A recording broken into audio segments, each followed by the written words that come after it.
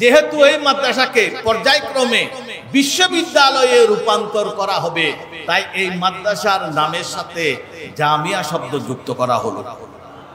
কারণ জামিয়া শব্দের অর্থ বিশ্ববিদ্যালয়। সাইন্সাই সিরিকুটের প্ল্যান আছে, সেটা রেঙ্গুন আর থাকবে না, রেঙ্গুন থেকে সেটাকে চট্টগ্রাম আনা হবে। যে কারণে আগেভাগে চট্টগ্রামকে প্রস্তুত করবার জন্য 29 আগস্ট 1937 সালে সূরা-ই রহমানিয়া রেঙ্গুনের একটা চট্টগ্রাম শাখা স্থাপিত হয়। এই চট্টগ্রাম অনেক বেশি সৌভাগ্যের অধিকারী হয়েছিল 1942 সালে। কারণ 42 সাল থেকে সাইন্সাই সিরিকুট চট্টগ্রামে আসা যাওয়া করলেন, প্রায় প্রতি বছর আসছেন। এমনকি গৌসে জামান তৈয়ব শাহ রহমতুল্লাহ আলাইহি, তিনি একজন নওজোয়ান হাফেজ, 1942 সালের শাবান মাসে তিনি এই চট্টগ্রাম আসেন সাইন্সাই সিরিকুটের সাথে, এবং আন্দরকিল্লা শাহী জামে মসজিদে রমজান মাসে খতমে তারাবিতে ইমামতি করেন।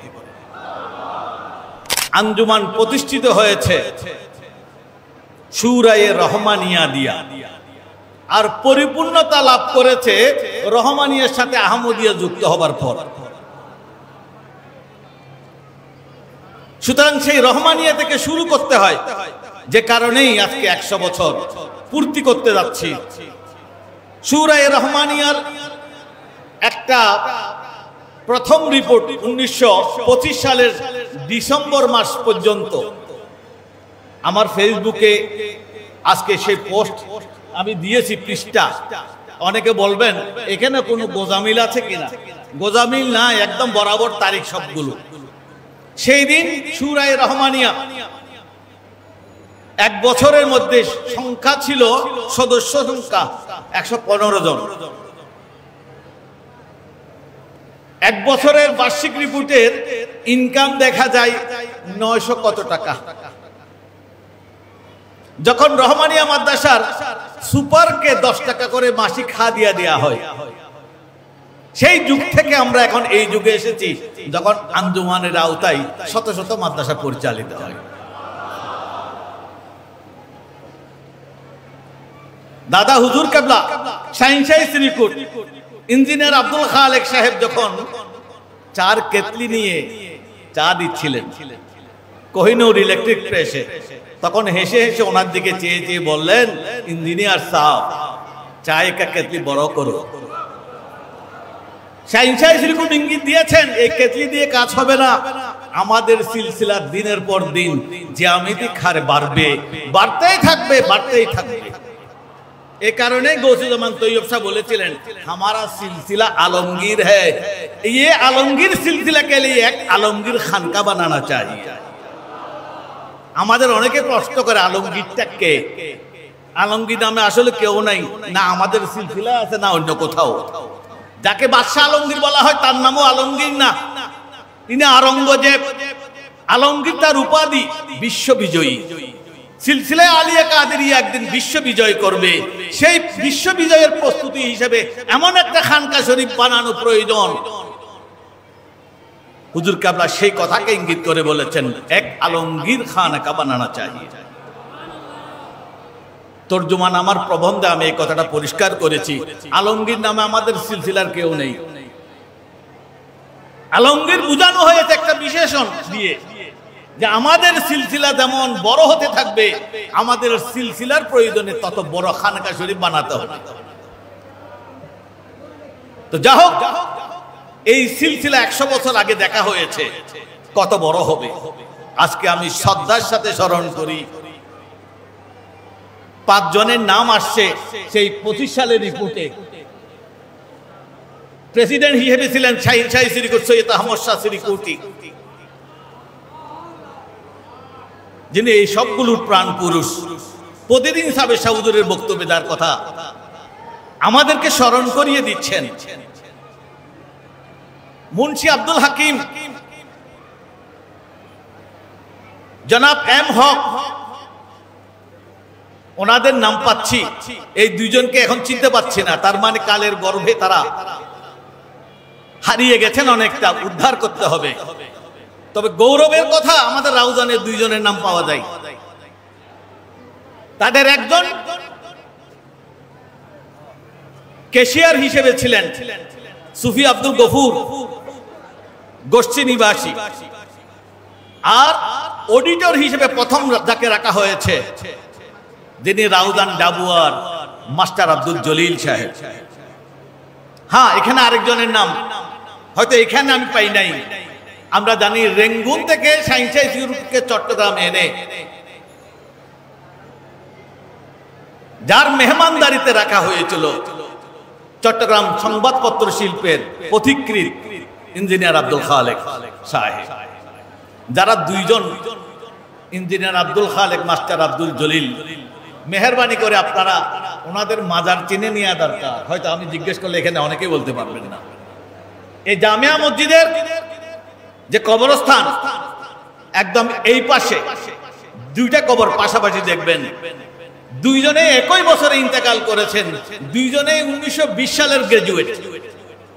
মাস্টার আব্দুল জলিল 1920 সালের গ্রাজুয়েট, আর ইঞ্জিনিয়ার আব্দুল খালেক 1920 সালের ইলেকট্রিক্যাল ইঞ্জিনিয়ার এবং চট্টগ্রামের প্রথম মুসলিম ইঞ্জিনিয়ার। দুইজনের মাজার একসাথে আছে। হ্যাঁ, আমরা অনেককে চিনি না।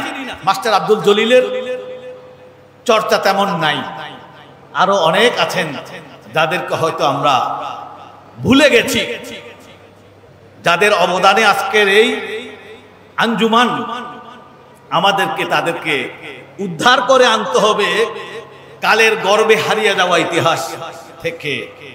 এটাই আমাদের যারা গবেষক তাদের মূল কাজ। যা হোক,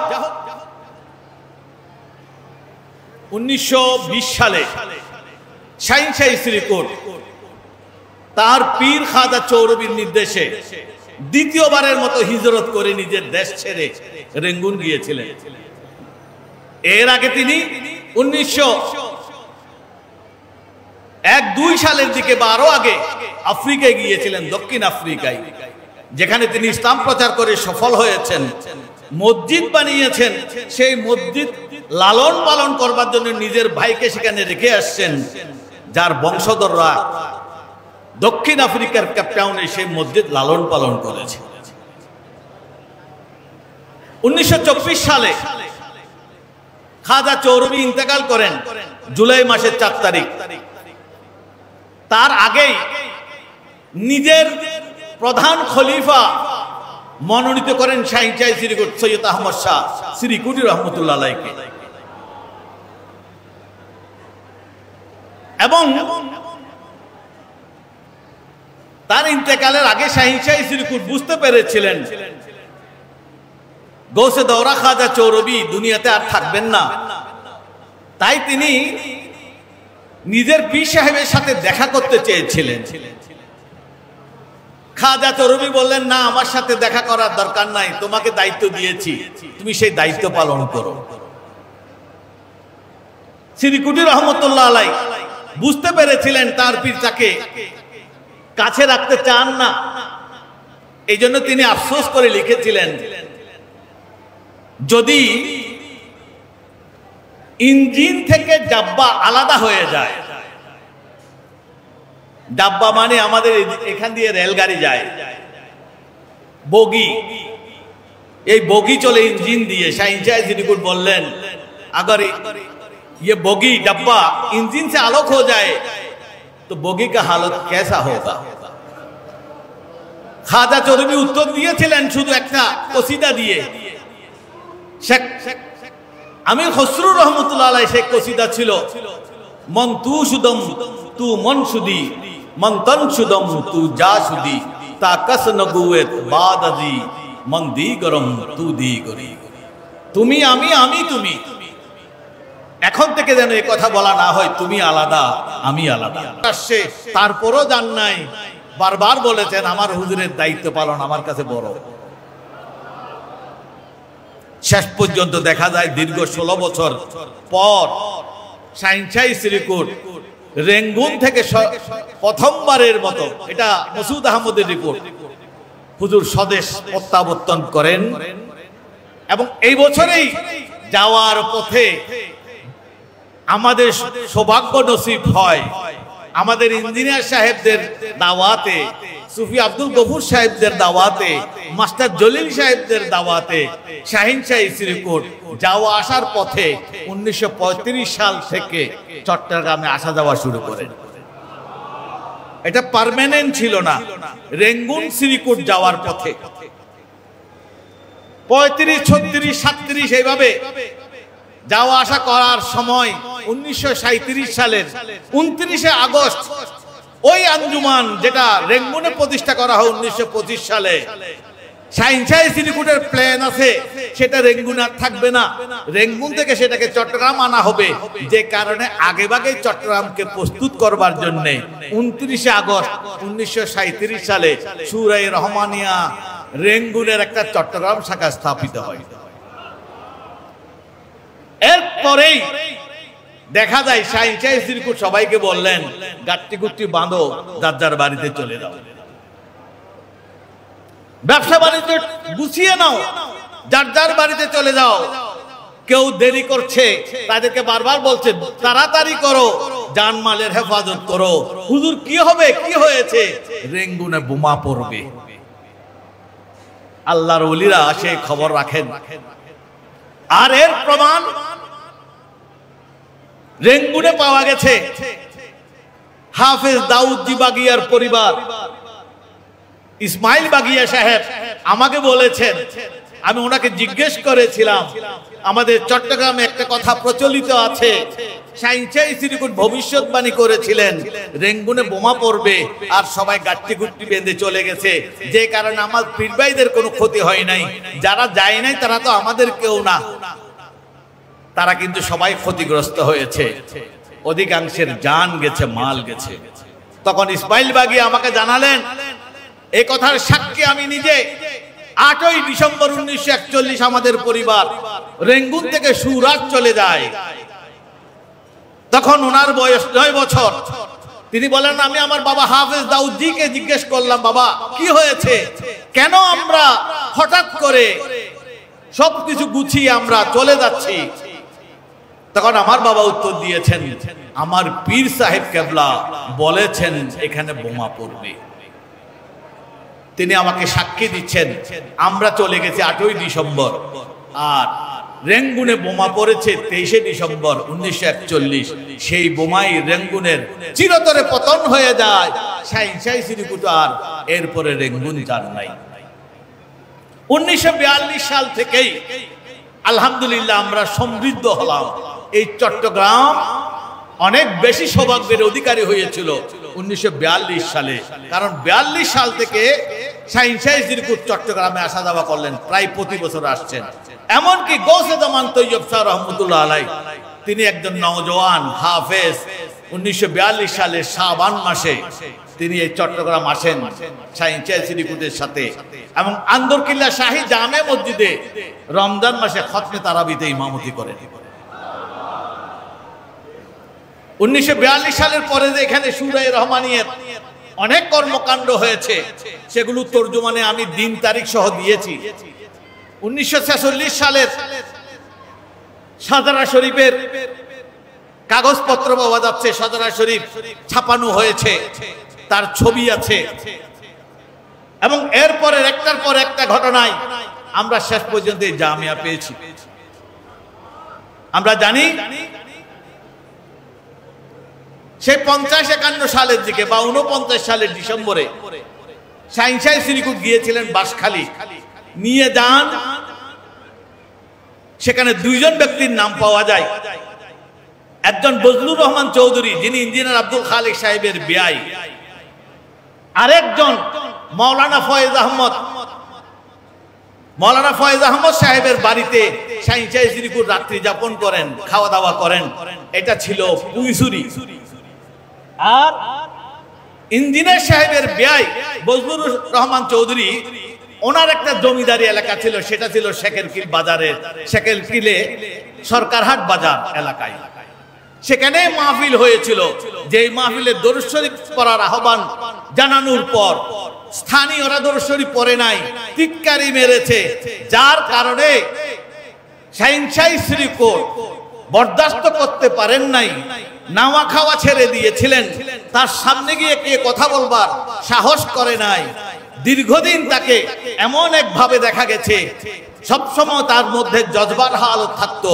কিছুদিন পর হুজুর কেবলা শান্ত হলেন, সবাইকে ডাকলেন এবং একথা বললেন, হ্যাঁ এক মাদ্রাসা হোনা চাইয়ে, এবং মাদ্রাসার জায়গা কোথায় হবে সেটাও বলে দিয়েছেন। শহর भी ना हो, गांव भी ना हो, मस्जिद भी है, तालाब भी है, কেউ বলেন রেল লাইন भी है।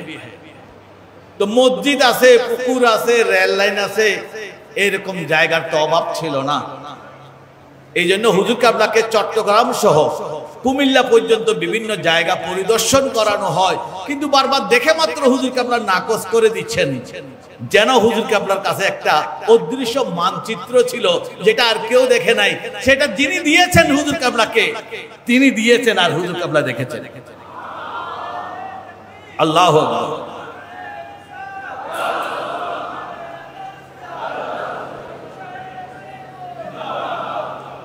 অবশেষে হুজুর কেবলাকে যখন এখানে আনা হয়, হুজুর কেবলা হেসে দিলেন, খুশি হয়ে গেলেন, মানচিত্রের সাথে মিলে গেছে। হ্যাঁ ইয়ে জায়গা।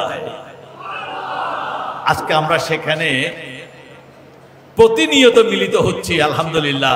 জামিয়া আহমদিয়া সুন্নিয়া 54তে ভিত্তিপ্রস্তর দেয়া হয়েছিল। তার আগে পর্যন্ত ওই সূরা রহমানিয়া, যেটাকে আমরা অস্বীকার করতে পারি না, জায়গা নেওয়া দেখা থেকে শুরু করে যাবতীয় অফিসিয়াল কাজ তখনও আঞ্জুমানে রহমানিয়া দিয়ে হয়েছে, সূরা রহমানিয়া দিয়ে। তখনও আহমদিয়া নাম যুক্ত হয় নাই। এরপরে যুক্ত হচ্ছে আস্তে আস্তে আঞ্জুমানে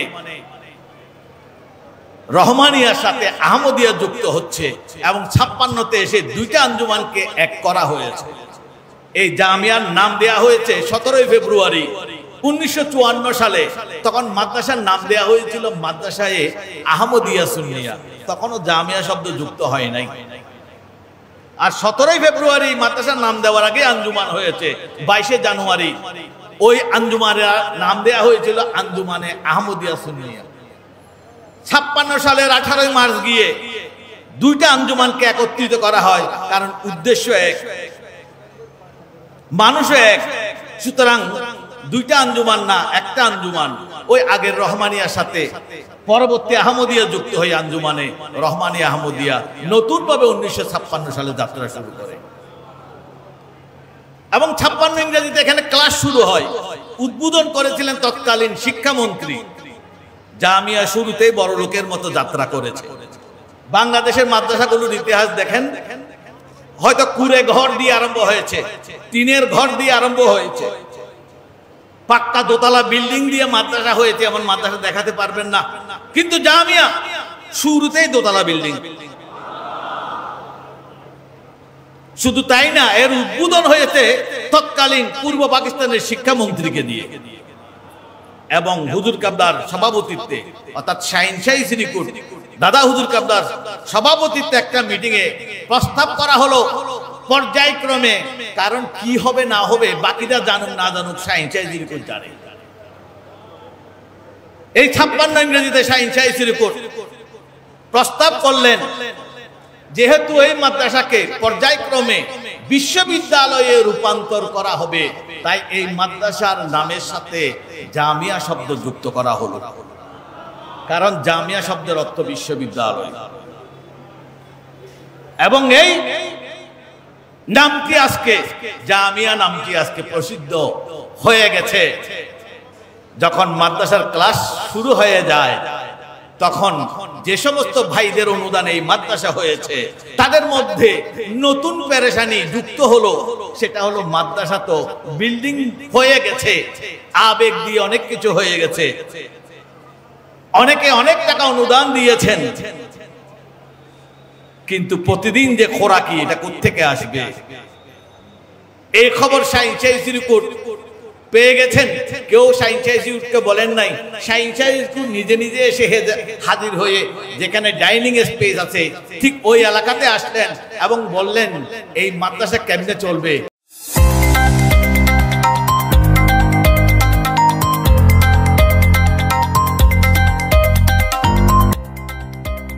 সত্যের সন্ধানে নির্ভীক, P News TV।